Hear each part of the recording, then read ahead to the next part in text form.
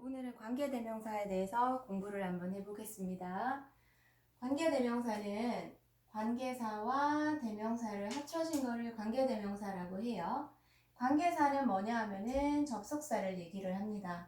접속을 한다는 말은 절과 절을 연결한다는 뜻이고요. 그 다음에 대명사는 명사를 대신하죠.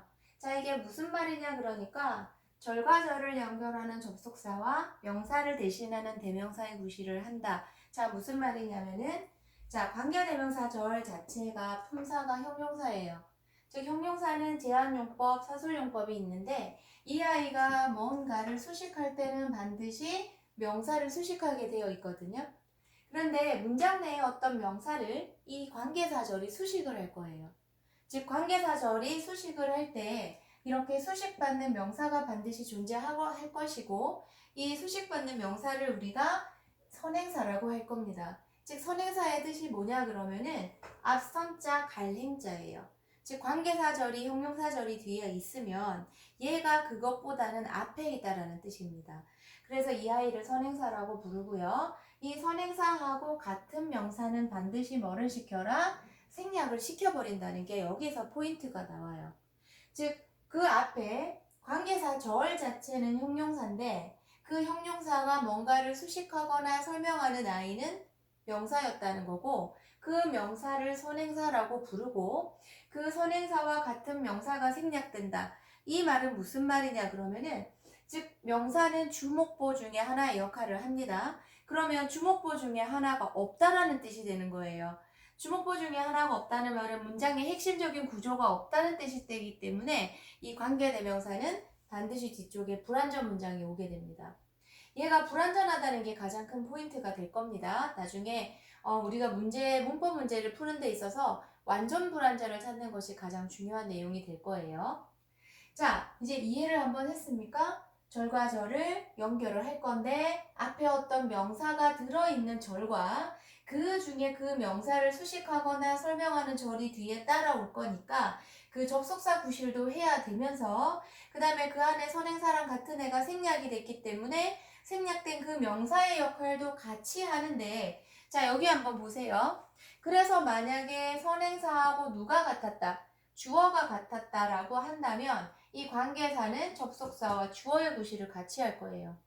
접속사와 주어의 구실을 같이 한다. 즉 그거를 뭐라고 말한다? 주격, 관계, 대명사라고 부를 겁니다. 즉 주격이라는 말은 주어의 역할을 하는 관계 대명사다. 즉 문장 속에 누가 없다? 주어가 없다라는 뜻이죠. 즉 선행사와 주어가 같았다라는 뜻입니다. 두 번째로 목적격 관계 대명사는 선행사와 목적어가 같았던 거예요. 자, 이런 경우에 이제 목적어 자체가 두 가지가 있는 건 알고 있죠, 그죠? 타동사의 목적어, 전치사의 목적어입니다. 즉, 타동사의 목적어의 구실을 하거나 전치사의 목적어의 구실을 할 때 이 아이를 뭐라고 부른다? 목적격 관계 대명사라고 합니다. 다음 파트에서 설명을 하겠지만 여기 목간에서 바로 이렇게 전치사의 목적어가 없는 목간에서 관계 부사가 나올 거예요. 바로 연이어서 설명하도록 하겠습니다.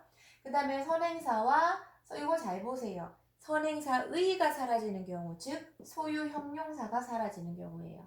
즉 그냥 선행사가 없어지는 게 아니라 접속사와 선행사의라는 소유 형용사의 구실을 같이 하는 경우가 생기고요.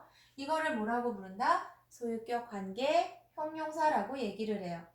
다른 애들은 전부 다 관계 대명사라고 하는데 얘는 왜 관계 형용사라고 한다? 소유 형용사 구실을 하고 있기 때문에 그렇습니다. 하지만 이 아이도 역시 선행사를 수식을 할 거라서 품사 자체는 형용사예요. 근데 고등학교 올라가서요. 관계사를 쭉 내놓고 성격이 다른 것을 고르시오라고 물어보면은 바로 얘가 답이 될 겁니다. 자, 그 다음에 여기까지 이해하셨죠? 그래서 누구랑 같아서 사라진다? 선행사와 같은 명사가 생략되는데 그 명사가 주어이면 주격관계대명사, 즉 목적어이면 목적격 관계대명사, 소유 형용사가 없으면 소유격 관계대명사가 된다는 뜻이에요. 즉 그 안에서 누가 없는지를 찾는 거, 주어가 없는 거는 딱 보이죠? 그러면 문장이 어떤 식으로 생기는지 한번 만들어 볼게요. 만약에 주격관계대명사다. 그러면 어떻게 되느냐? 관대 뒤에 바로 동사가 따라오겠죠. 그죠? 주어가 없으니까요. 그 다음에 목적격 관계대명사는 관대 뒤에 주어 동사가 따라올 거예요. 그런데 이 문장 자체가 뒤에 목적어가 없는 불완전 문장이 되기도 하고, 그 다음에 여기에 주어 동사 어쩌고 저쩌고 해서 완전 문장이 오고 전치사만 살아있는 경우. 자, 다시 한번 적어볼게요. 목관 자체를 이해를 잘 하셔야 되는데, 목적어가 타동사의 목적어가 없기도 하지만 전치사의 목적어가 없기도 합니다. 그래서 목관의 경우에는 어떻게 온다? 목관 뒤에 주어 동사가 타동사가 옴으로써 뒤에 목적어가 없는 케이스가 있고요. 그 다음에 주어 동사 어쩌고가 오는데 이거 자체가 전부 다 완전 문장이 오면서 전치사가 남아있는 경우가 있어요.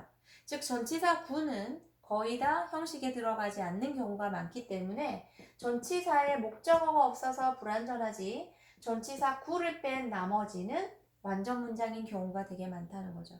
그래서 이렇게 완전하고 전치사만 남아있는 이런 아이도 역시 전치사의 목적어가 없는 목적격 관계대명사예요. 자, 여기에서 이 전치사는 어디로 갈 수 있느냐? 목관 앞으로 갈 수가 있어요. 자, 이런 식으로 보낼 수 있다는 거. 이거 지금 요까지만 하시고 관계부사를 다음 시간에 좀 해야 되는데 조금만 더 할게요. 자, 전치사가 이렇게 앞으로 가서 목관 앞으로 가게 될 때 이 목관을 어떻게 쓰는지도 시험에 나와요. 왜냐면 전치사 뒤에 있기 때문에 이 아이도 전치사의 목적어 자리가 돼버리거든요. 그러면 어떻게 되느냐면 반드시 이 자리에는 that을 쓸 수가 없습니다. 보통 목관은 여기에 that을 쓴다고 나오거든요. 좀 이따 다시 볼게요. 지금 순서가 조금 뒤죽박죽이 됐는데, 자, 여긴 that을 쓸 수 없고요. 두 번째 목관은 생략이 가능한데요. 이 아이 자체는 생략할 수가 없어요. 그 다음에 세 번째로 전치사의 목적어 자리여서 반드시 목적격으로 적어줘야 한다는 거. 관부할 때 다시 한번 짚겠습니다. 자, 그래서 누가 없느냐에 따라서 한번 모양을 한번 짚어보셨어요. 얘 같은 경우에는요. 관대 뒤에 주어 동사 어쩌고 해서 겉으로 볼 때 완전 문장이 올 거예요. 왜냐 그러니까 이 안에 선행사의 소유 형용사가 들어가서요. 소유 형용사도 역시 수식하는 아이거든요. 그러면 형식이 들어가지가 않아요. 그래서 형식이 안 들어가므로 남아있는 문장은 되게 완전해 보입니다. 그래서 소유격 관계대명사는 이 선행사의라는 걸 절대적으로 잊어먹으면 안 됩니다. 자, 어떤 모양으로 쓸 건지 지금 여기 적었어요. 아까 여기 할 때 잠깐 얘기했는데, 자, 선행사가 사람이냐 사물이냐에 따라서 그 다음에 주어가 없느냐 목적어가 없느냐 소유 형용사가 없느냐에 따라 모양이 달라집니다. 자, 선행사가 사람이면서 주격일 때는 후를 적고요. 목적격일 때는 훔을 적고요. 소유격은 전부 다 후즈예요. 그 다음에 사물이면 그냥 위치를 쓴다고 보면 되는데 우리 보통 위치보다는 that을 많이 써요. 자, 요거 후, 위치는 여기 주격, 목적격은 무엇으로 바꿔 쓸 수 있느냐면은 that으로 바꿔 쓸 수는 있지만 주격이든 목적격이든 선행사가 사람일 때는 who를 쓰는 게 일반적이고 그 다음에 사물일 때는 that을 쓰는 것이 일반적이에요. 그러니까 이렇게 많이 쓴다는 거지 뭘 쓰든 상관은 없습니다. 자, 모양이 이렇게 된다는 거. 그 다음에 소유격은 사물일 때 who지만 되는 게 아니라 of which도 됩니다. 이때는 선행사하고 뒤에 문장이 자리가 바뀌니까 나중에 문제를 풀면서 한번 보시는 게 좋아요. 자, 여기까지 이해되셨죠? 자, 그럼 다시 원론으로 돌아올게요. 자, 여기 한번 보게 되면은 아까 관계대명사가 품사가 형용사라 그랬고 제한용법, 서술용법이 있다 그랬어요. 자, 뭔가가 사라진다 그랬는데요. 어쨌든 사라지고 남아있는 뒤에 있는 이 문장 자체가 앞에 있는 선행사의 명사를 후이수식할 거예요. 길어지면 후이수식하잖아. 그지? 형용사가 구가 오든 절이 오든 길어지면 무조건 뒤로 가거든. 그지? 그래서 여기 후에수식이 됩니다. 앞에 선행사가 오고 뒤에서 이렇게 수식할 때는 관계대명사 자체는 해석하지 않습니다. 즉 관대가 해석이 되는 건 아니에요. 이 아이는 해석되지는 않습니다. 자, 그런데 서술용법이 있거든요. 이 아이는 계속적 용법이라고 우리가 부르는데 이 애는 누가 있느냐면은 컴마가 중간에 있을 거예요. 자, 이 컴마가 있음으로 해서 이 사이를 찢어줄 거야. 앞에 있는 문장이랑 관계대명사 저울 자체를 분리를 해줘가지고 이 관계대명사가 수식하는 게 아니라 앞에 있는 선행사를 설명을 할 거예요. 자, 앞에 같은 문장에는 명사가 오고 그 다음에 관대절이 오기 때문에 뒤에서 거꾸로 와요. 자, 여기 예문 한번 볼게요. I love this flower 라는 문장이 있고 My mother gave me the flower 라는 문장이 있어요. 그런데 뒤에 나오는 문장, 이 문장이 앞에 있는 this flower를 처음에는 수식을 할 거예요. 나는 이 꽃이 마음에 드는데 이 꽃은 우리 엄마가 나에게 그 꽃을 주신 거야. 나는 엄마가 주신 이 꽃이 마음에 든다 해서 이 문장 자체가 얘를 수식하는 하나의 문장으로 만들 거야. 이렇게 할 때 쓰는 게 바로 관계대명사입니다. 그래서 I love this flower. 그런데 앞에가 사람이 아니라 사물이죠. 그죠? 사물이면서 누가 없다? 목적어가 없죠? 그러면 무슨격 관계대명사? 목적격 관계대명사, 사물인 위치를 쓰는 게 맞으니까요. 자, 이 자리 위치를 쓰거나 that을 쓸 수가 있죠. 그리고 목적격 관계대명사는 생략도 가능해요. 자, 이렇게 해서 나는 마음에 들어. 우리 엄마가 나에게 주신 이 꽃. 이렇게 될 때 이 위치나 that은 해석 자체가 되질 않았었어요. 자, 뒤에서 이렇게 거꾸로 오죠. 주신 이 꽃. 수식할 거니까. 이렇게 와요. 그런데 만약에 여기 앞에 위치 that 앞에 누가 오게 된다? 컴마가 오게 되면 이 연결고리가 끊어져요. 즉 뒤에서 오는 게 아니라 해석이 쭉 갈 거예요. 이거를 지금 부연 설명이라고 얘기를 하는 겁니다. 어떻게 가느냐면은 컴마가 오는 순간 이렇게 돼요. 나는 마음에 들어 이 꽃이. 그런데 그 꽃은 우리 엄마가 나에게 주셨어. 이 꽃에 대한 설명을 하는 거죠. 자, 그러면 여기에 컴마가 있는 경우에 어떻게 한다? 접속사 플러스 대명사로 풀어서 해석해야 돼요. 쭉 가야 되니까. 그런데 그것은 이라고 내가 방금 해석을 했거든요. 만약에 얘를 해석하지 않으면 두 문장이 연결이 안 됩니다. 즉 접속사가 있어야 연결이 된다는 뜻이야. 나는 이 꽃이 좋은데 그런데 그 다음에 이 꽃은 이렇게 되죠? 이 꽃을 우리 엄마가 나에게 주셨어. 이해됐습니까? 자, 그래서 여기 콤마가 있는 순간 끊고 부연 설명해서 쭉 가야 되니까 관계대명사가 원래 접속사 플러스 대명사였잖아요. 그지? 있는 뜻 그대로 다 끄집어내서 해석을 해주라는 말이에요. 그래서 여기서는 목관이니까 지금 목적격 and it. 그런데 그것을 우리 엄마가 나에게 주셨어. 이렇게 해석하면 돼요. 여기 콤마 찍힌 걸로 보시면 됩니다. 그러면 왜 계속적이다? 해석이 쭉 가니까요. 얘는 지금 분명히 해석하지 않았거든요. 주신 꽃. 근데 여기는 어떻게? 이 꽃이 마음에 들었는데 그런데 그 꽃은 엄마가 나한테 주셨어. 설명하고 있습니다.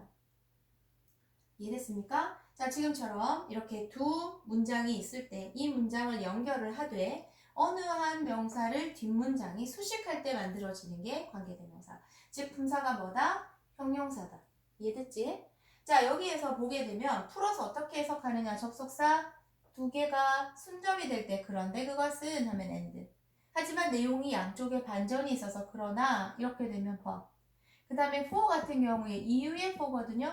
왜냐하면 이렇게 할 때 for를 써요. 왜냐하면 이렇기 때문이지. 이렇게 할 때는 for 플러스 대명사를 쓸 거예요. 자, 요거는 어떻게 구분한다? 문맥에 맞춰서 그때그때 구분해 주시면 됩니다. 자, 그래서 관계대명사의 특징을 한번 정리를 한번 해봤습니다. 자, 시험에 겁나게 많이 나오는 애거든. 자, 관계대명사, 즉 이거 품사 자체가 뭐다? 형용사다. 즉 누구를 수식한다? 선행사의 명사를 수식하거나 선행사의 명사를 설명할 거예요. 그 다음에 앞에서 아까 선행사의 명사가 같은 애가 뭐 되어버렸어? 생략시켜버리니까 주목부 중에 하나가 없어진다고 얘기를 했고 문장에서 주어가 없으면 주격관계, 목적어가 없으면 목적격관계, 소유 형용사가 없으면 소유격관계 형용사라고 했어요. 자, 그래서 뒤에는 무슨 문장이 온다? 이렇게 불완전한 문장이 오니까 이 소유격 관계 대명사를 관계사 자체에 넣지를 못하는 겁니다. 성격이 다른 애라고 얘기하죠. 왜? 완전하니까요. 그래서 관계 대명사의 특징에 원래 고등학교 가면 소유격은 따로 배워요. 근데 지금 중학교 때 다 넣어서 일단 배우고 있는 겁니다. 자, 여기서 관계 대명사의 계속적에서 하나 빠진 게 있는데요. 여기에 뭐라고 돼 있냐면은 선행사가 있는데 선행사를 부연 설명을 하기는 할 건데 앞에는 선행사가 명사예요 라고 얘기했는데요. 서술용법에서는 선행사가 명사도 되지만 문장의 일부도 되고 문장 전체도 됩니다. 자, 그래서 전체를 설명하고 싶을 때도 서술용법을 쓰면 돼요. 앞에 내가 뭔가를 부연 설명을 하고 싶다는 거죠. 즉 다시 말하면요. 요거 한번 볼게요. and it이었지, 그지? 지금 무슨 말이냐 그러면은 이 원래 문장이 이거였던 거야. I love this flower and and my mother gave me it. 이렇게 돼. 그러니까 give me, give him, 이런 식으로 돼 있던 문장이었는데, 즉 접속사와 대명사로 연결되어 있던 문장을 이런 식으로 하나로 뭉쳐놨다고 보시면 돼요. 좀 더 짧게 쓴 거죠, 그죠? 뭐 이렇게 할 때는 목적격 관계대명사에서 이 서술용법을 설명하기는 조금 애매한데, 보통 주격일 때는 그게 조금 가능해져요, 설명이.